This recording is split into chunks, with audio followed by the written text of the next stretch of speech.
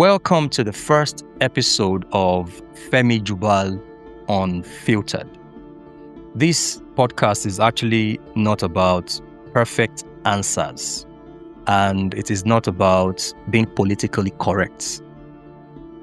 It's about raw and unedited conversations. Conversations about life, about truth, about healing, about relationships, about spirituality, about the things that we're afraid to discuss publicly. And today, my guest is someone who fascinates me, not just because she's a woman, but because she has lived several lives in one lifetime. She left the UK, moved to Africa, studied different spiritual traditions, became vegan. When most people knew what veganism, didn't know what veganism was. She started her spirituality journey. When most of us didn't know what the symbol Ankh meant, she has sat with shamans, she sat with elders, she sat with herself. Please welcome to the first episode of the Femi Jubal Unfiltered, Izegbuwa. Welcome. Thank you so much. It's a joy to be here. Thank you. We're going to go straight to it. Who were you before all of this? Meaning, we're starting with your childhood. Who was little Izegbuwa? What kind of child were you? Little Izegbuwa was a frightened child, a child who didn't have stability. My parents separated at a young age. Although I was born in the UK, suddenly we were moved to Nigeria. Suddenly there was no mother, there was only my father. Suddenly there was no father because he would come back to London.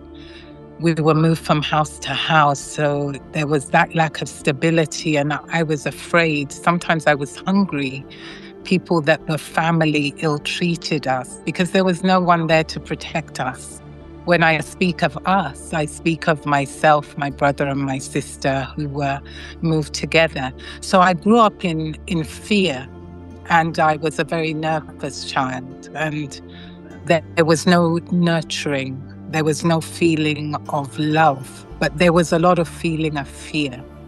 And so that was my little Izegbuwa, a child who was in fear.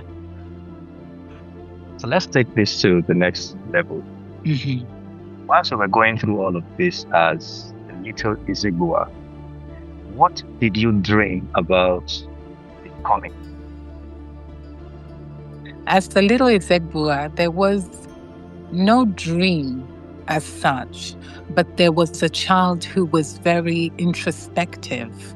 I had a love for animals. I would catch little grasshoppers, the colorful ones with the extraordinary scent, catch them in a box, put a leaf in there and observe them eating. How much of this leaf have they eaten? Whilst in Nigeria, we went to Agbado market with my grandmother to sell. So I would carry the tray on my head. But in our moments of rest, there would be maybe a nest of mice, little pink. I would pick it up and stroke it and put it back. So I know I had no fear, and I had such a connection with nature, with animals. And then my brother made me laugh. He told me about a relationship with a goat that my grandmother owned. He said that I had this determination to always wipe its bottom as it pooed. So observing a goat, they're always pooing. So I must have just been following it around all the time.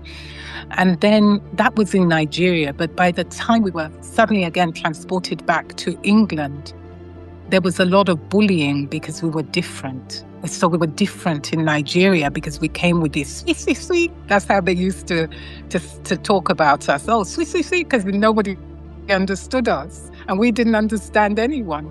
And therefore, by the time we came back to England, we were now pidgin English and a little Afro. So we were very different from the children, and we were a target for just bullying. And so at that point, I became very involved in reading. And I would say all the books I read were fairy tales.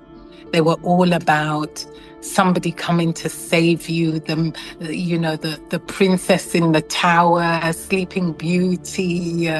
So it was always to do with some sort of darkness, and then that transformation into light, where somebody comes to save you from something. But also, that love for Bible stories at that time, because we went to a Baptist church. So there was that, the miracle in the story. So I would say at that time, that's who I was, always seeking to be saved, to be pulled away from my experience, and to find a place of safety and security and stability. Yeah. It's quite interesting. You mentioned that you were in Nigeria, and that you were with your grandmother somewhere around Alagbado. Can you share with us your experience? What age were you then when you moved to Nigeria? When we came to Nigeria, I was 5. My mother and my father had broken up, and, my grandmother had said to my father, from my understanding, send the children home. So we were back in Nigeria. So these British children who had no clue of this environment were then suddenly in this environment, because nobody said you're going to go somewhere. You just know you're on a plane. Yeah, we were just brought. So my grandmother was an industrious woman, very industrious. So she would buy boxes of fish, put the tail, we had to hold it, put the tail in the mouth, put the stick in, she would dry it.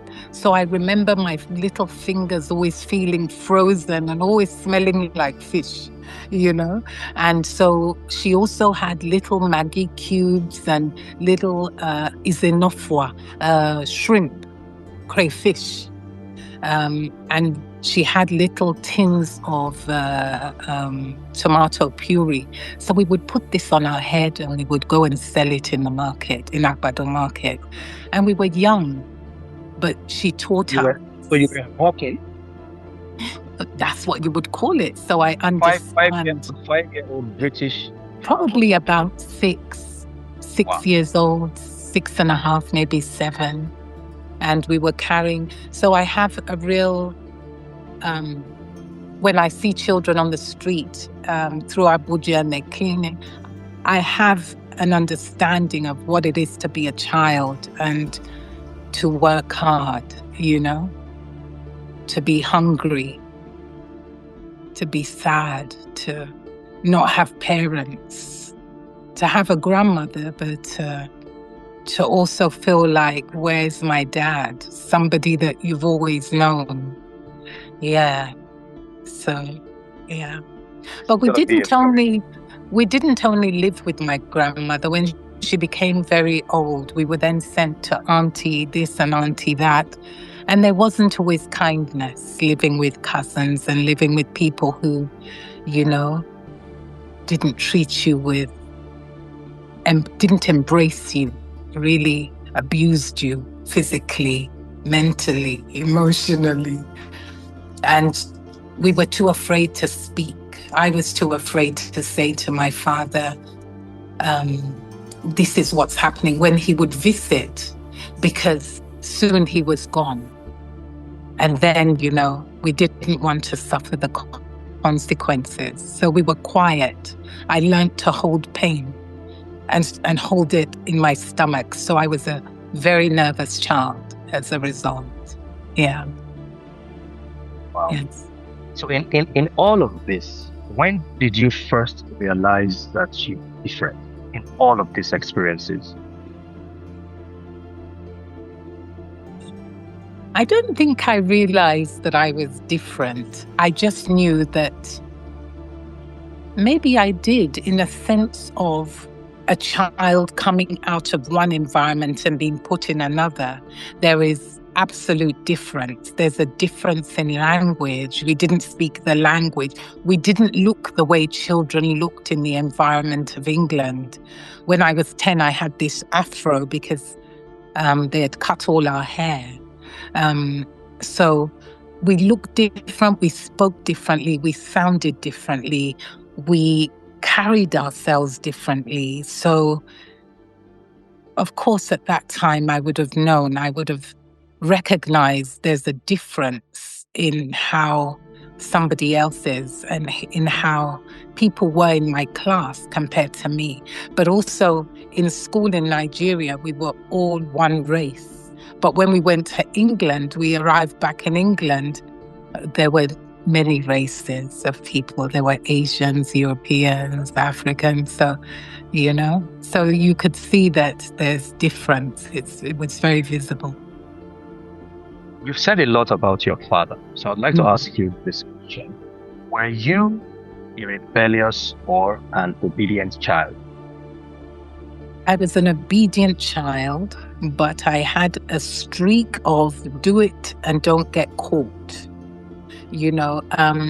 My father was a man who, if he was going to beat you, you would know you were beaten. In our house, that was Nigeria, Benin. Outside of the door, that was England. So, whatever you did in that house, you knew that you were going to get it. And none of you called the police on your dad? No. There was no calling the police, but there was running away. They were running away, trying to find freedom. They was running away. So, I would say that the fear of being beaten kept me in line. But not only that, there was a wanting to be seen, wanting approval from my father. So that kept me obedient, wanting to be loved, because he was there, but he wasn't present. He wasn't what I would call a father, Yeah. So you needed your father's validation. Absolutely. He was the only one that was there. He was the only one that was there. You actually said more about your mother. We don't have to go into that now. Yes. Based on your experience with your father growing up, what did freedom mean to you growing up? There was no freedom. There wasn't any freedom. There was struggle, restrictions. So my first taste of freedom was when I was 13 years old and I got my first job. I washed dishes on Saturday from morning till evening, and I made money. And that money gave me a sense of freedom because our father didn't really give us pocket money. So that gave me a sense of freedom to now be able to buy what I wanted and dress the way I wanted. Instead of, what my dad would buy us with his money, I was able to now begin to explore who I am, what kind of fashion sense and what I liked. So that was my first taste of freedom, you would say. Was there a moment when you felt society expected one version of you, but your soul wanted something different? I don't think I ever really had an opportunity to think of society as that macrocosm. I think I always just thought within the small space I was in to be free. And at the age of 15, I ran away from home and I never returned. So I've been independent since I got my first job at 13. I never felt I'm struggling, I'm going back home.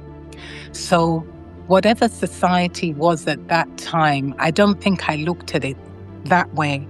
I just think that I've always just wanted to be free and just to explore freedom from a space of not I'm Nigerian, not I'm British, just that yearning for the soul to just be free and explore life in the way I choose to explore it, you know? Yeah. Excellent. One of the things that is fascinating about you is how you moved away from conventional living, right? Mm. A vegetarian and later, vegan, when hardly anybody was doing it. Mm. But you also told me about your um, affinity for symbolism, spirituality, and Mm. you discovered the Egyptian symbol of the Ankh, Mm. right? Decades ago, when most people didn't even know anything about it. Mm. What made you trust yourself over a crowd?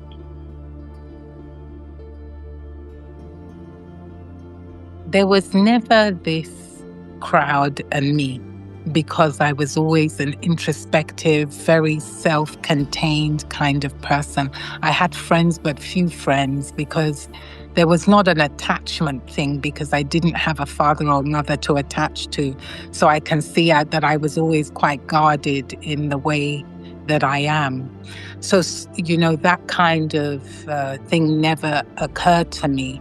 But what occurred to me was the law of nature. I was always, this is the law of nature.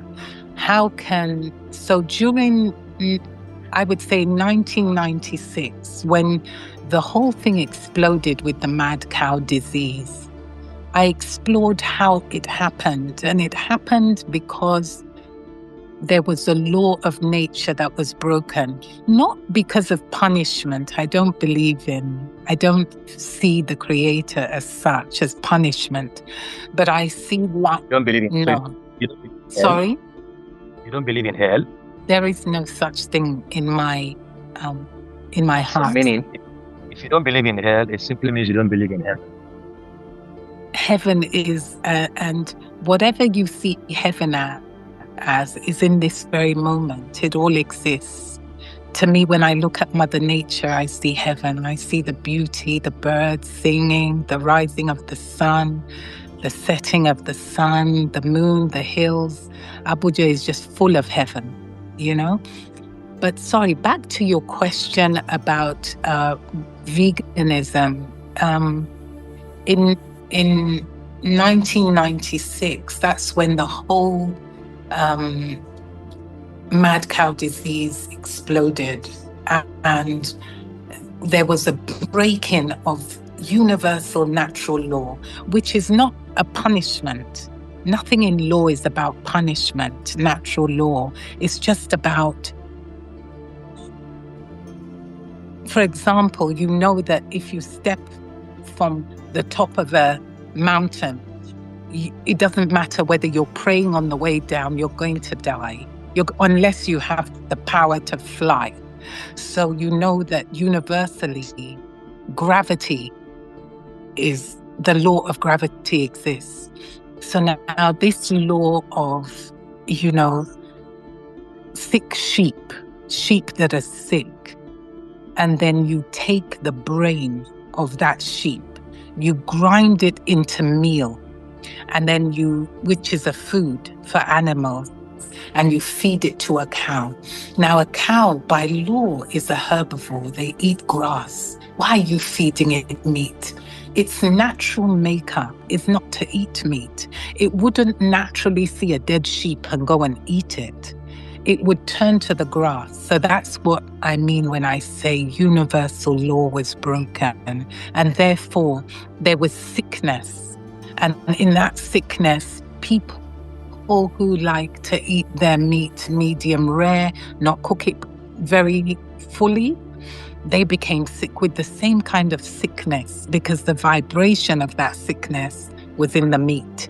It was in the cow, now it was in the sheep, and then the meat they were eating, it was held in the meat. So when humans began to eat it, they became sick. So at that time, my two beautiful children and I just said, this is what we're doing. We're becoming vegetarian. We're no longer going to be eating Well, we didn't become vegetarian at that point, but we stopped eating beef and chicken. We stopped eating beef and lamb at that point. And then as time went, sorry? They agreed? Your children agreed? They were too young to disagree.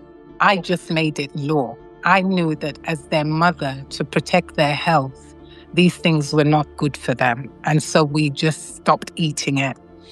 And then as time went on, we just ate chicken and fish. But what then happened, I was a single mother. I didn't have much money, and were shops in a place called Peckham. Anybody in London would know Peckham. A lot of people from Nigeria, we go there, we buy our foods and things. I bought chicken in bulk. I used to buy in bulk because it was cheaper to do so, not realizing the lack of ethics and integrity of the sellers. They were selling it off because they froze it, defrost. And as it's going bad, they sell it in bulk. I wasn't aware. So when I cooked it and I cut it open, there was some wormy looking things inside the chicken. That was the end of our relationship with chicken. So we then stuck to fish. Now, eating fish, there was a particular type of fish called red bream. And then I realized that they would cut off the head. So the eyes of the fish are what tell you the age, how long it's been alive or dead. So they would cut off the head, you wouldn't know. And they used to dip it in red dye. That then ended my relationship with fish. And it just so happened that at that time, I met a group of people, the Oseraset Society, who lived in the way that the ancient Kemetians do, on a vegan diet. And I adopted the diet and, the teachings by a man called Ra'un Nefer Amen, and began to learn about cosmology, about the body, about Qigong, about... What year was this? That was in 1998. So I became vegan 2 years after being vegetarian. Yeah. So you've made a lot of choices and decisions independently. So Yes. I'd like to ask you, was there resistance from your family and friends? If there was ever resistance, I was never aware. My family are just supportive of everything I do, I would say, in a sense, because they know I'm a bit out there. I've never been like, I just do what my heart chooses, If I feel lost, I may ask, but ultimately I make my own choices. Excellent. Now, what has 25 years of plant-based living taught you about the human body and life in general? It's actually been 28 years, but I would say that these 28 years have taught me, I can only go by the reflection. Some is a reflection from others. They are the mirror to which I express this. When I to them, I'm in my 50s, they say, no, I thought you were in your 30s. So that's very humbling, because it's like, wow, this thing, I didn't know at that time that this was how it would be, but it has kept my body vibrant. It has kept my mind clear. It has kept my skin beautiful, and, I feel very healthy. And it's very easy for me to feel the energy of food and know my body can tell me, don't eat that, It can touch my tongue and my throat will already feel acidity, which means don't swallow that, So my body has become such a wonderful compass for what is good for me and what is not. Yeah. So are you saying that for us to have a great health, we don't need hospitals, we don't need doctors? I would say that for me, because we've all been given, we're all a spark of the divine, and we all know what is good for us and what is not. But in my journey, this is my way of living. Nobody needs to do that. It's the choice, and you have the free will to decide. I don't go to hospital unless I want them to diagnose. When they're done diagnosing, I find a Chinese, traditional Chinese medicine. I find a homeopath, a herbalist to then deal with that diagnosis. I myself do not use pharmaceutical medication. I will ride out that headache. I will ride out what it is, whatever pain it is. I'll ride that out. And so I don't. But if you do, that's okay as well, because that's your choice, it's okay. Nothing wrong. Obviously, you're not the vegan cults. There are the vegan cults. People who believe that because they are vegans, then the whole world must become vegans. You don't sound like you're one of the extremists. I've never been that way and I don't even really use the word vegan. The reason I use the word vegan is really because a lot of people now know that word and it describes a particular lifestyle. But I would say I'm plant-based, I eat honey. Vegans don't have honey. I eat honey because when I chose this lifestyle, it wasn't because of politics. It wasn't you're hurting the animals. I'm not going to throw red paint at anybody. If you invite all my family here and ask them, have I ever said you must blah, blah, blah?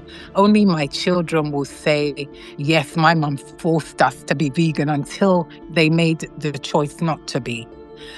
So I don't, it's not a religion for me. It was just a way of life that I could see was clean living, was good for my health. And nature nurtured me through the foods that are medicines. It nurtured my body.